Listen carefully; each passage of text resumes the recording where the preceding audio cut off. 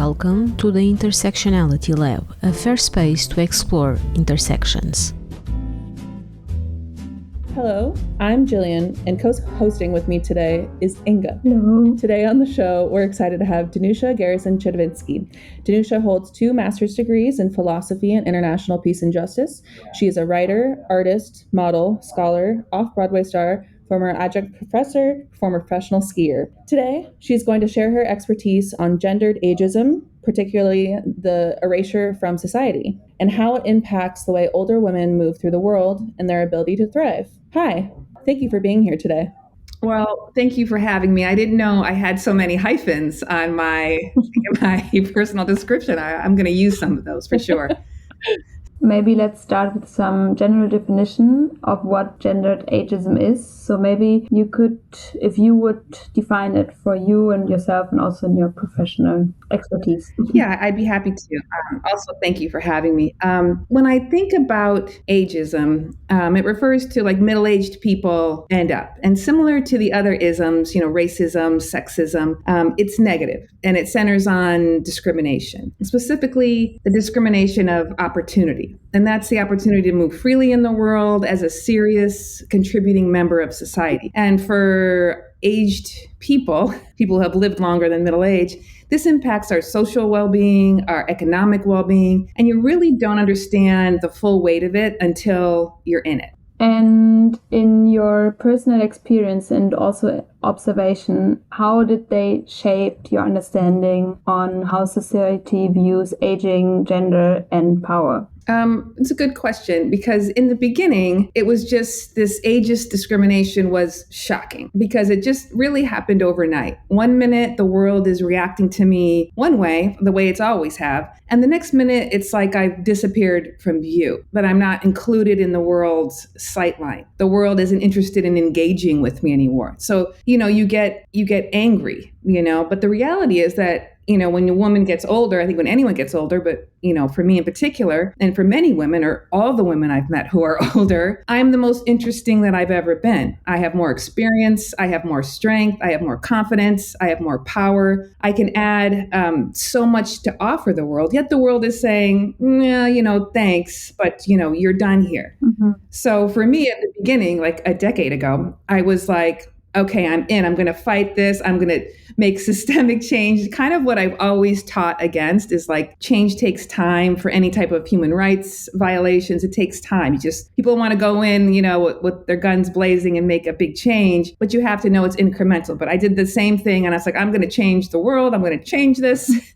But I really did find out that it is incremental and a lot of it's internal. And it's just, you have to embody what you want to see the future to be. And that's for young and old people as well. And touching upon that kind of subject, the term symbolic annihilation was first used by George Gerber and Gay Tuchman to describe the phenomenon of media signaling that aging and older people are no longer newsworthy, interesting, or desirable. How would you interpret that phrase on a larger and societal scale? Well, for me, it's death by 1,000 cuts. One is not that objectionable, but hundreds, thousands, it wounds, it debilitates. I think of it like catcalling, and everyone's experienced it, especially when you're younger, older, you're free from it. But, but like catcalling, someone might say, oh, what's the big deal? I'm complimenting you. I'm giving you it's just one comment. You're so sensitive, etc. And sure, one comment isn't a big deal, but each comment is designed to take something from you. It's your identity as you see yourself. And eventually you become this secondary person to yourself. There is someone else in your mind filtering you, how you should be, how you should feel. Am I too masculine? Am I too feminine? Am I not tall enough? Am I not short enough, thin enough, full enough? I can always be better somehow. And if someone yells, oh my God, you're perfect, you think, no, I'm not, I have anxiety, so it's always this second person inside yourself. And it's these catcalling these cuts that occur that take power from you. So we have to fight to be satisfied in our own bodies and in our own minds. And when you get older, I fought hard to own my own space in the world. And that's what older women, that's a gift, to remove that second person from my mind. And I've asked many women my age, would you want to go back to your 20s or 30s? And every single one says, can I take my mind with me? And I say, no, you have to go back to your 20s or 30s. And every single one without fail says, hell no, absolutely not. I would not want to go back. So my point is that the stereotypes have it wrong. Getting older is not about yearning for your youthful bodies or your youthful appearance. We wouldn't go back even if we could. We don't want to go back to our youthful minds because we've broken out of the stereotypes. We've evacuated other people from our minds. And now we're older, powerful people. And this is something to look forward to. And this is what I want to celebrate. And you don't have this opportunity as young women because you say, oh, you have to fear it. It's like you have to fear getting older. But when you get older, it's fantastic. I have to tell you, this isn't a negative thing, but that's why the discrimination it makes you so angry, because it's not true. The second part of the question, symbolic annihilation, the disappearance from view, not being newsworthy or interesting or desirable. It's not only symbolic, but it's also literal. And perhaps the biggest violence against aging women, because this is designed not to prevent the fostering of power when you were young, the cat calling and the putting you in this box, but it's to prevent you from using the power that you already have and that you worked hard to develop. So you say, okay, how is this done? So the third part is media. And we all know the media shapes our perspectives of the other. You have art, books, movies, etc. They shape our cultural understanding of who we are to others, how we are to others, how we are in society. And then that determines how we act towards others. And also it determines how we are supposed to be seen, internally. And that is true today. What we consume is a feedback loop. We see older women, they're represented as grandmas without any interests of their own. They're just running after grandkids because, I have nothing else to contribute to society. Or they're seen as evil witches or something like that. That is what we see. But this idea of the media being so important, is a story I heard when I was younger. And it was just a little story that said, hey, and I thought of it and I go, that is really true. If aliens were to come down, and be here, and they were just doing their study in anthropology, for their 101 alien course, they didn't interact with you, just what are humans doing? They would say, humans wake up, they go about their day, they go to their jobs, they do their interests, and every night they come home and watch a glowing tube to get instructions for the next day. And I just thought, and that's when only television was around. There was no social media or computers really. And I thought that is exactly true. And that is how we get instructions for how to behave in society. The social media, all the TikToks, television, movies, art, that's our narrow experience. So in order to change these discriminatory practices in society, we have to change how this information is being fed to us, because it's really hard to change our perspective of who women are and how women are when we constantly begin seeing this is how they are and this is how they act. So we just feedback. This is how I should act. But you think most of the stories still today are written by men, produced by men. They are starred in by men. The gaming experience, the social apps, they're run by men. A lot of these programmers who do algorithms, they're men, so you're still getting this feedback loop, and it's largely white men. So we're taking our experience of older women in general, from a very narrow experience, narrow frame. So the idea for me is to change the negative stereotypes and then make these things anachronistic to embrace. And you also just said, for example, if someone from an outside world would look at the Earth and kind of describe what we are doing, and considering your background in international peace and justice, how do you view this topic from an intercultural perspective? Because also stereotypes and narratives change throughout cultures, right? Yeah, definitely. my studies with international peace and justice, that was largely in a human rights sphere in regards to conflict, war, and conflict resolution. So, and usually violence against women. So that area of study is largely extremely negative. So it wasn't a lot of positive cultural things, although we did see, uplifting ideas. So my experience, this is mostly anecdotal and observational. We have communitarianism in Asian cultures that embrace, the whole society. And they tend to be a little bit more embracive of the elders as the wise people. They can also work as, mentors, caregivers. So they seem to be more respected in that society also. And I don't know for both of you, because you are in international to me, that I've noticed that in Spain or other countries, that you'll see big groups out on a Saturday night, and the groups are intergenerational. I'll see all ages kind of sitting in a big group on a Saturday night. In the United States, you don't see it. It's all young people. It's all old people, and I feel it like, I have daughters in their 30s. I'm like, oh, come out to the, group dinner. And like, I know I'm the only, I'm the only one at the group dinner. Everybody's the exact same age. And they kind of sometimes treat me as if, I am that stereotype. They'll be like, oh, have you heard of TikTok? And it's like, yeah, I post every day and I do videos. It's just like, you have to kind of, you got like a defense of, instead of trying to, it's not this like natural thing. I just feel like my age is, flying off my head. So, I like that idea. As far as in the modeling world, the EU, I know, is head and shoulders above the United States or beyond the United States for age accepting. EU older models, there's a big shelf life there. I mean, you see them as more spokespersons, brands embrace them. Here in the United States, we're definitely lagging behind. We're still at like, the pubescent girls, like 15, so, there's still, it's getting better.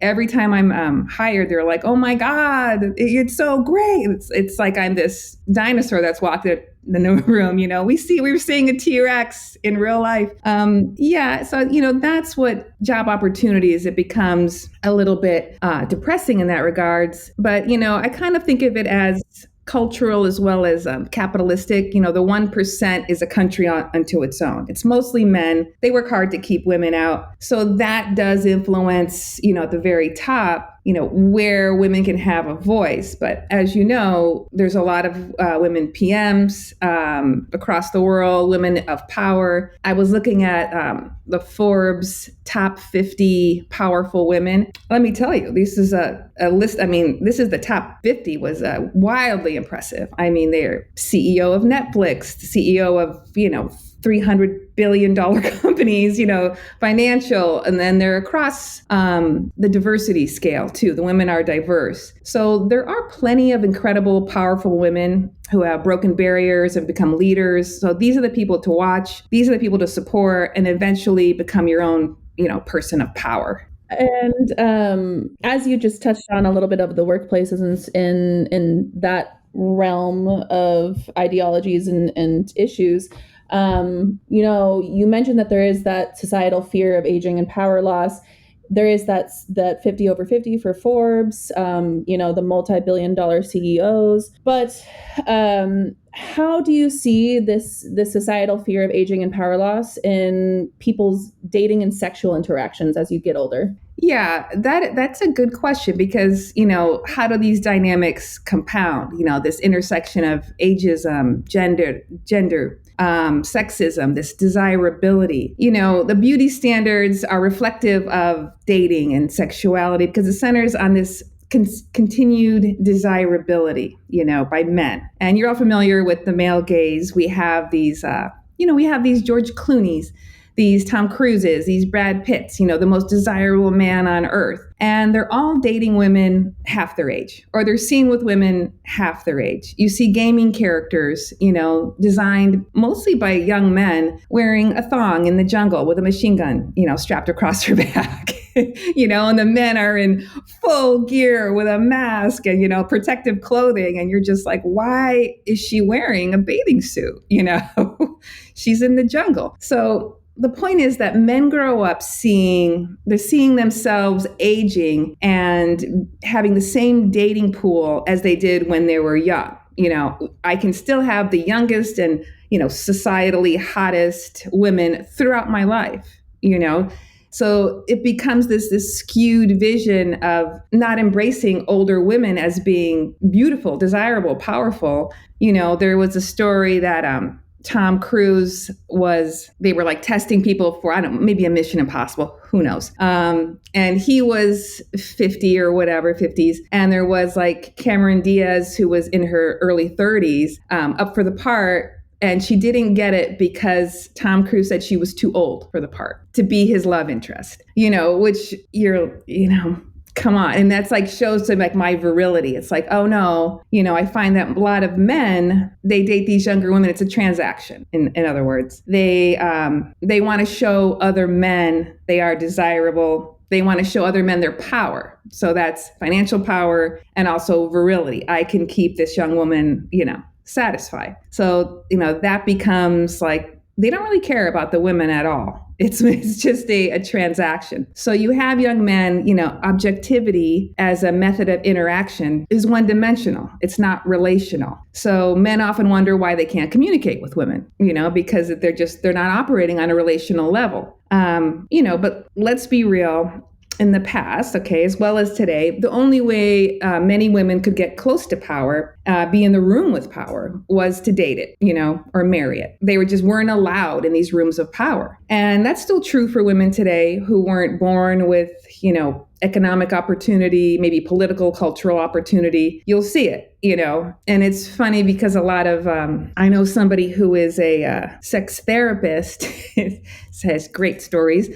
And she has a lot of older men, and they're in their 70s and maybe 80s, and they are like upset because they're not that upset with their dating pool. And she's often say, well, maybe you might want to date someone closer to your age, and they were like, oh no, this is a 79-year-old person saying, no, I want someone in their early 30s, and that's like, this is what I deserve. And it's like, it's just a strange, occurrence. And he says, because these women tell me that I'm virile, they tell me I'm sexy, they tell me, and I went, they love me. And I said, well, they also love your money because they're very, very wealthy, So an older woman, here we have, my dating pool is 20 years ahead of me.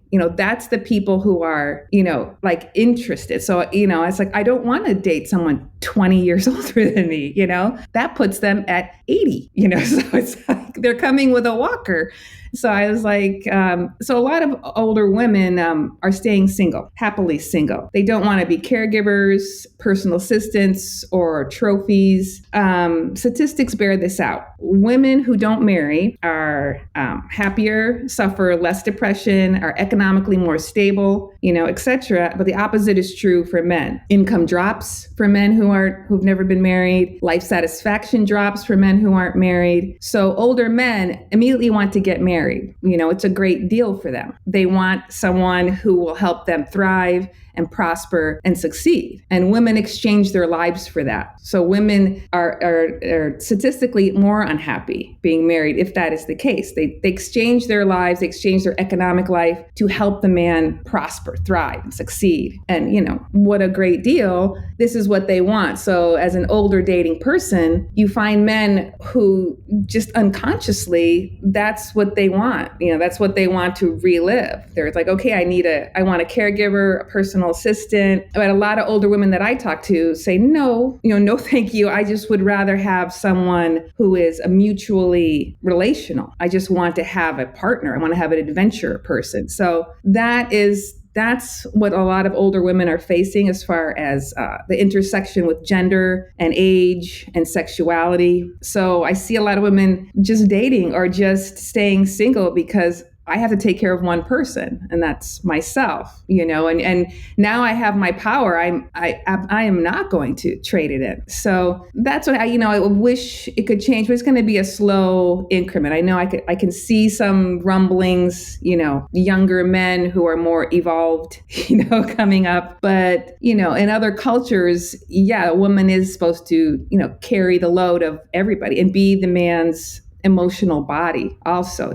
He doesn't have to, his sadness, happiness, we carry it all, sort it, and then, supply the answers. So yeah, it's a tough road as far as the dating game. And I actually have a quick little follow-up on that.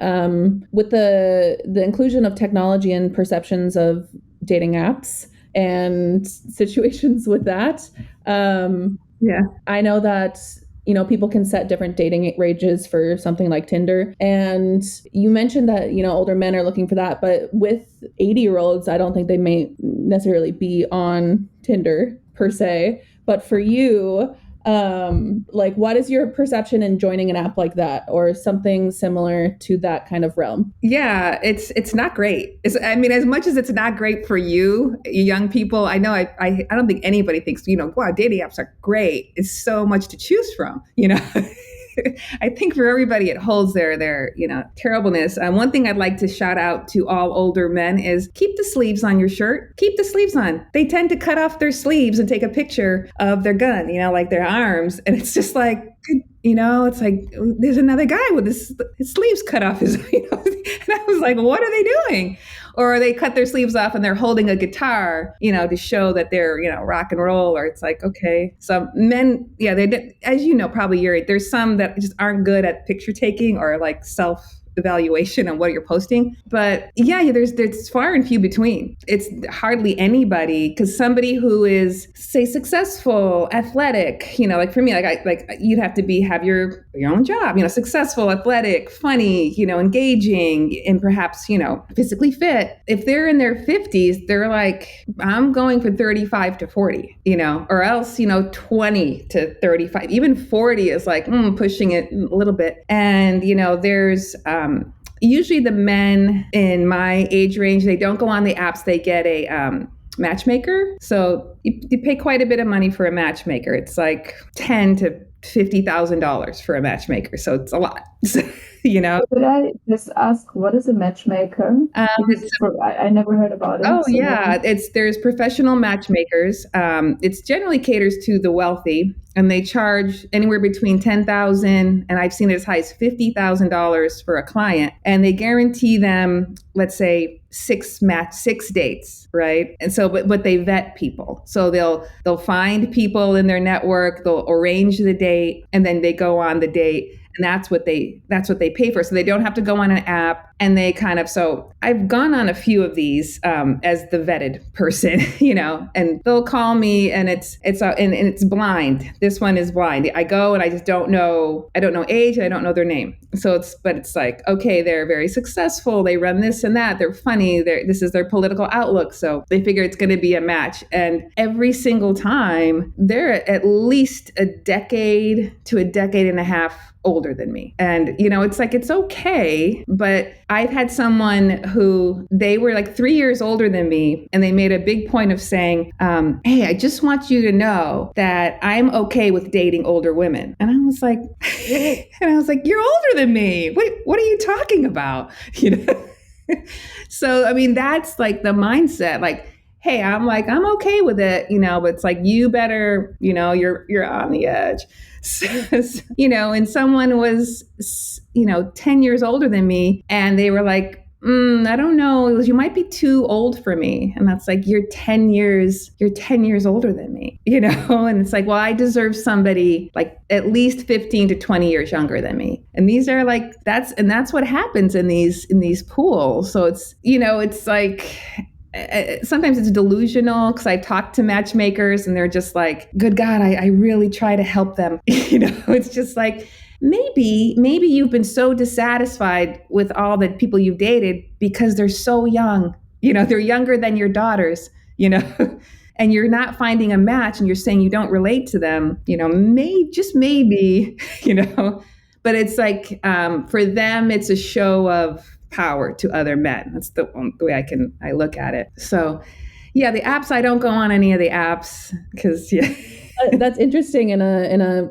kind of a form of lack of natural connection. I would say that a lot of people you kind of lose as you're supposed to get older. You're supposed to generally stray away from these group environments that might allow for more natural connections other than Tinder.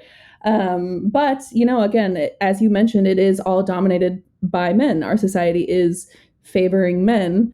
So that brings me into my next question about our society, as we are both in the United States and other cultures that do favor men. What are some forms of either macro or micro activism that you believe that people could start doing to kind of tamper this or fight this a bit? Also, to back up for 1 second, I'm talking about the United States too, because I have friends who are German, who are in Spain, who are in France, and they feel what I'm saying, but they say no. And it is definitely a much more inclusive. Older women aren't regarded as atrophied. It's like they're dating opportunities, they're dating younger men, and they're just like, well, no, it's like it's not even a thing, So some of my girlfriends, I was like, okay, so we're moving, or we're going, that's an option, is outside the United States. But to get back to your question as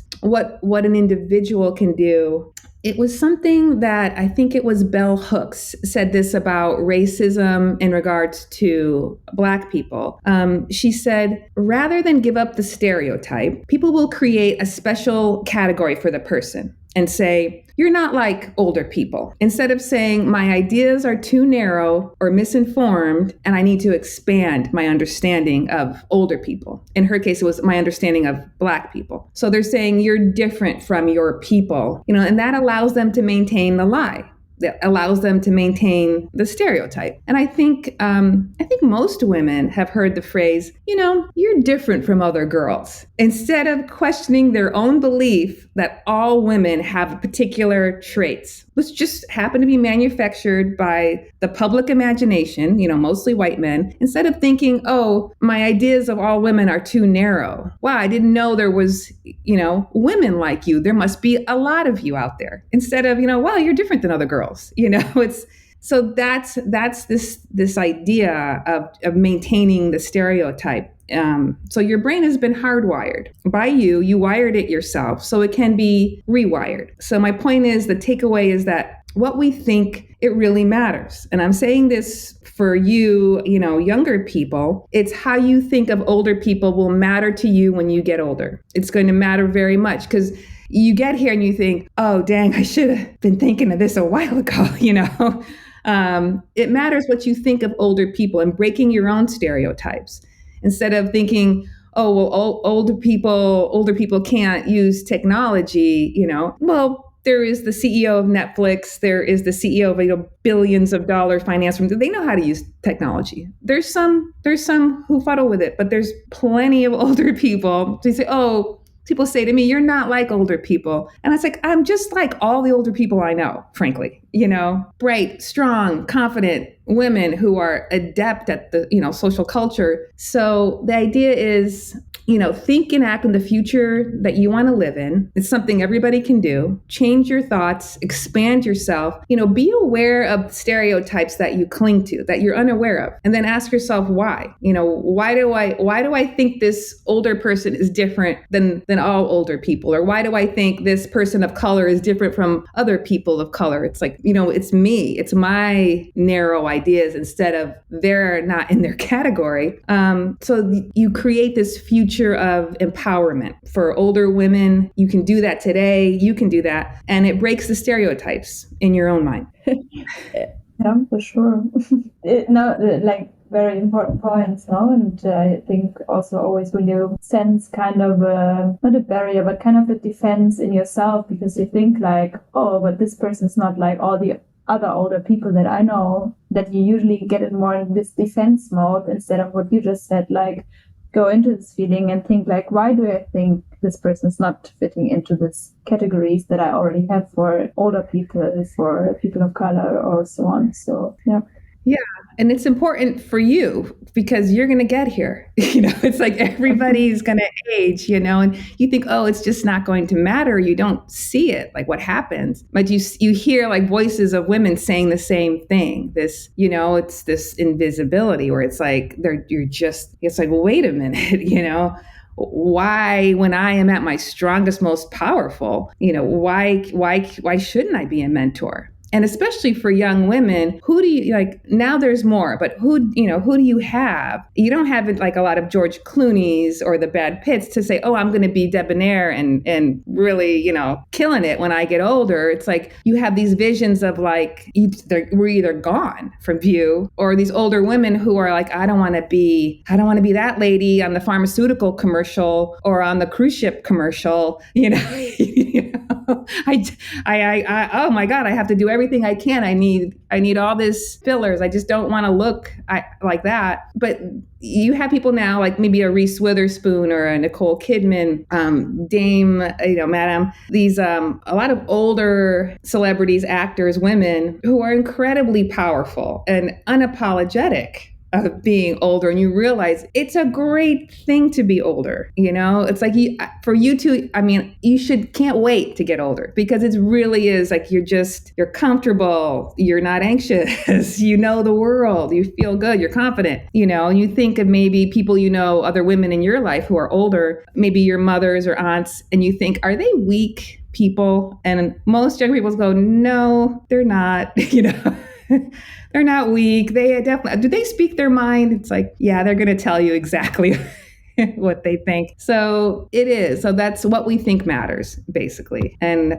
age, that's what we believe age to be, that's what it will be. Yeah. And it's maybe also a very nice starting point as we made the connection to other forms of isms like racism or so. Because with some, you can never relate as a white position person because you will never get into position of experiencing racism, but ageism is something that we all gonna experience somehow. So it's also a very good starting point to build up more empathy and build up like good step out for like more people and more groups of people that are denied and not denied, but like discriminated by the system that we are in. Yeah.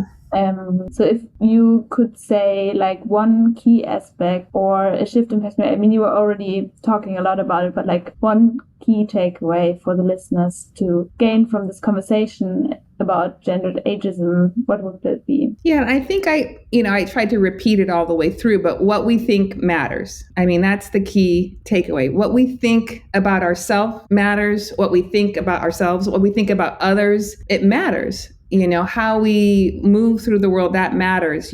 As you get older, like I've removed that secondary person. So, I have to really, there was a moment where I just thought, oh, maybe I shouldn't be doing that. Or, all of a sudden I started to feel older, and I thought, why am I forcing myself to do that? And very quickly, there was a study that I read where they took about 30-ish people, and they were all in their 60s, 70s, and older. So 60s, maybe some 80s. And they sequestered them for, it was like 3 weeks or so in, they food and, lodging. They put them in a location. And what they did was they made them dress the same way they dressed when they were in their 20s. So whatever the style was, they got the clothes. They all wore the same clothes they wore in their 20s. And then they were asked to talk just like they did in their 20s. The things they were interested in their 20s, the culture of their 20s. So they were eating the food that they had in their 20s. And they did this for 3 weeks. And in the beginning, they were just, kind of tired and talking. He said by the end of the 3 weeks, they said, we had a group of the people playing basketball. They were all of a sudden more agile. They were playing basketball. They were doing things that they didn't even imagine themselves to be doing. So it was like they said they were just shocked at the transformation of the power of their mind to think in terms of like the reject the idea that, this society saying I'm old, of no, I'm vibrant, I'm able, and I can do these things instead of I can't. So that's the idea of it matters what you think of other people because it reflects how you view yourself. Wow. Thank you so much for really elaborating on all of these topics. And I think that is where we are going to wrap up for today. Thank you, Danusia, for joining us during that thought-provoking discussion on gendered ageism. For our listeners wanting to learn a little bit more, aside from modeling, Danusia is working on a short story compilation, and you can follow her on Instagram at DanusiaGNYC for updates and a link to her Medium account. As always, thank you for listening to the Intersectionality Lab podcast. Thank you. Thank you. Thank you. Thank you for listening to the Intersectionality Lab. If some terms or topics made you curious, check out our website. Maybe some of the resources will keep your thoughts rolling. Meet us where the lines cross. We are a non-profit research center working on human rights, gender equality, and active citizenship. And this podcast was created with the support of our team.